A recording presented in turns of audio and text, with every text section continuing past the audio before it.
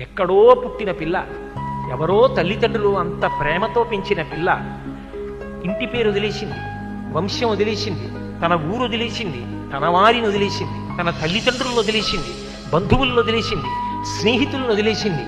ముక్కు ముఖం తెలియని నా కొడుకు చిటికిన వేలు పట్టుకుని నా ఇంటికి వచ్చింది. తాను మరణ సదృశమైన వేదన పొంది ప్రసవాన్ని పొందింది. నేను తాతనయ్యానని తాను పొంగిపోతాను. నా వంశాన్ని నిలబెట్టింది. మా మామగారు బాగుండాలని కోరుకుంది, మా అత్తగారు బాగుండాలని కోరుకుంది. తాను నోము చేస్తే, వ్రతం చేస్తే నా భర్త దీర్ఘాయుష్మంతుడు కావాలని అడిగింది. నిద్ర లేచి మంగళసూత్రం కళ్ళకద్దుకుంటే మా ఆయన బాగుండాలని కోరుకుంది. నా కొరకు ఆమె ఏం అడగల.